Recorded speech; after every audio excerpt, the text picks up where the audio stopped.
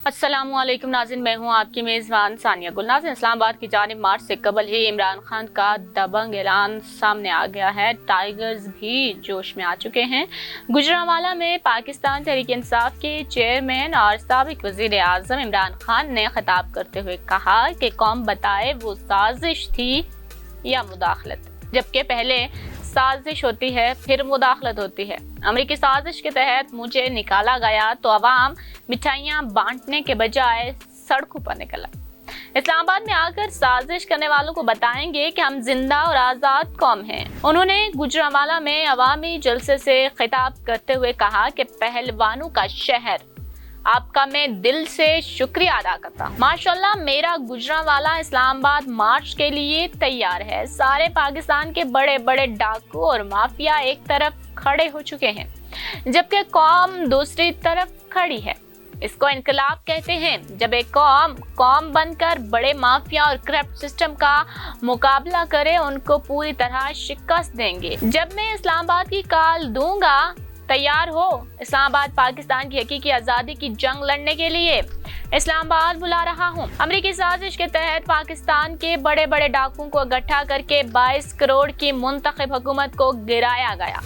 मेरी कौम आज ये बता दे कि साजिश थी या मुदाखलत। पहले साजिश होती है फिर मुदाखलत होती है। ये समझ रहे थे कि जब भी वज़ीर आज़म को निकाला जाता है तो मिठाइयाँ बांटी जाती हैं। कोई भी नहीं सोच रहा था कि जब वज़ीर आज़म को निकाला गया तो मिठाइयाँ बांटने के बजाय कौम सड़कों पर निकल आई। अवाम को इस्लामाबाद अमरीकी साजिश को नाकाम करने और दूसरी वजह मुल्क के बड़े डाकू, कातिल, मंशियात फरोश सबको जो हमारे ऊपर मुसल्लत किया गया है।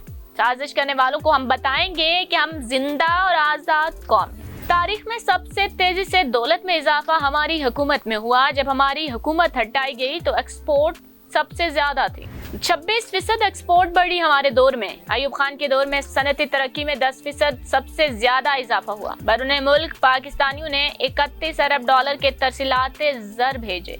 रिकॉर्ड टैक्स इकट्ठे किए, जिस वजह से पेट्रोल और डीजल को कम किया। हमने लोगों पर महंगाई का बोझ कम किया। जब दुनिया में तेल महंगा था, रिकॉर्ड महंगाई थी, हमने आवाम पर कम बोझ डालने की कोशिश की। किसानों की मदद की। हमारे 2 सालों में गन्ना, चावल, गंदम, आलू, मकई की रिकॉर्ड फसलें पैदा हुई। किसान खुशहाल हुआ। जब सारी दुनिया में कोरोना ने तबाही मचाई हुई थी तो हमने लोगों को कोरोना से बचाया और ऊपर उठाया। सबसे ज्यादा नौजवानों को रोजगार दिया। कंस्ट्रक्शन को उठाया। जब मुल्क दुरुस्त रास्ते पर था तो अमेरिका की साजिश में मिलकर हुकूमत गिरा दी गई। ये अपोजिशन वालों ने हुकूमत के साथ गठजोड़ किया और फिर अदम एतमाद की तहरीक चलाकर उससे जबरदस्ती कामयाब करवाकर जबरदस्ती इम्पोर्टेंट हुकूमत मुसल्लत की गई। और अब वो हुकूमत इंतहाई मुश्किल वक्त से गुजर रही है। हर दिन यही लगता है कि जैसे आज ये हुकूमत का आखिरी दिन हो। नाज़रीन, इस बारे में आपका क्या ख्याल है? हमें अपनी राय से जरूर आगाह कीजिएगा और हमारी वीडियो को लाइक और शेयर करना मत भूलिएगा।